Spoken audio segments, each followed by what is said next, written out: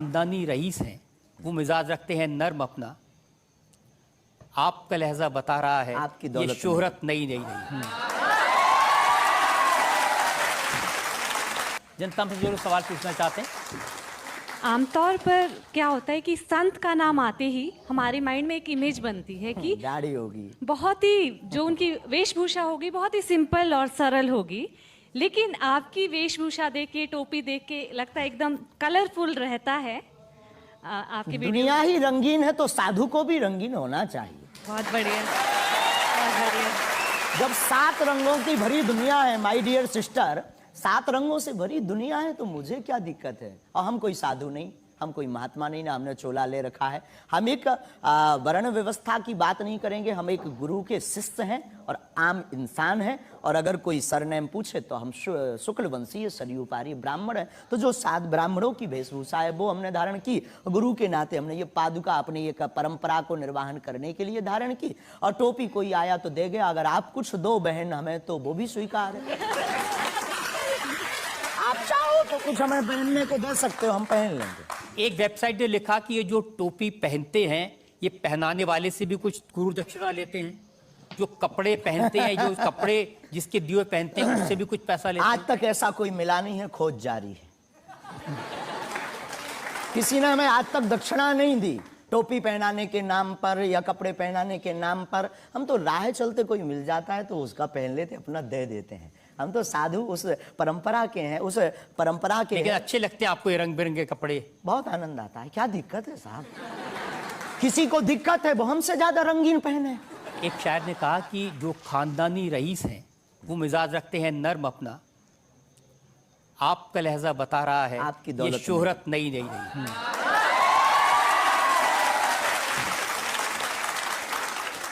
लोगों को लगता है, हमें लगता है कि हमारे जीवन में न हमें धन प्रिय है, न मान प्रिय है, न सम्मान प्रिय है, हमें हनुमान प्रिय है। और हमने जब से जन्म लिया तब से हम धनवान हैं, क्योंकि हमारे हनुमान हैं।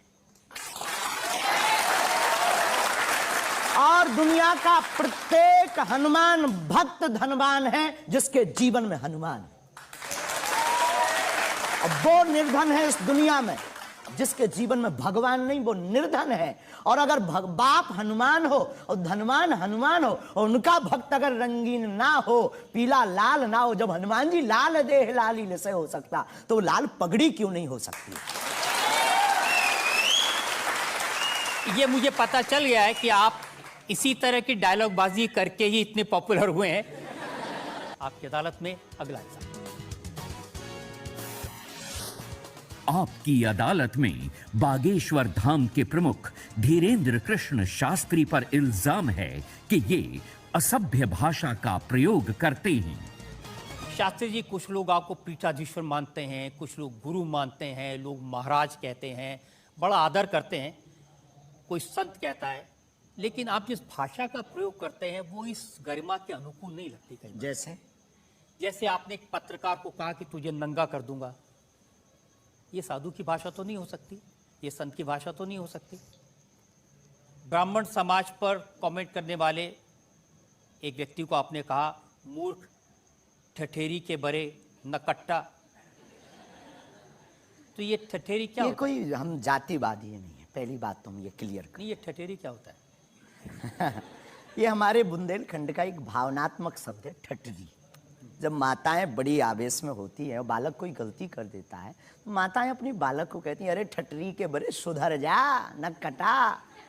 तो हम बहुत गांव के भोले भाले अनपढ़ गवार आदमी हैं, अंगूठा छाप, ठीक से पढ़ाई की नहीं, तो गवार आदमी है। तो जो माँ की हमारी जो परंपरा है, जो पारिवारिक बोलचाल है, उस पारिवारिक बोलचाल में अगर कोई साधु के ऊपर टिप्पणी उठाएगा, रामचरितमानस पर टिप्पणी उठाएगा या भगवान पर टिप्पणी उठाएगा तो स्वभावश सनातनी हिंदू होने के नाते वो लहजा निकल जाता है। और सठे साठ्यम समाचरित, ये भी कौन सी गलत बात है? अगर कोई भगवान को गाली बके और हम उसको श्रीमान जी कहें, स्वामी जी कहें, भगवान कहें, तो हमें तो नहीं लगता कि वो बिनय ना मानत जलद जड़ गए 3 दिन बीत और बोले राम सकोप तब भय बिन हो ये ना प्रीत।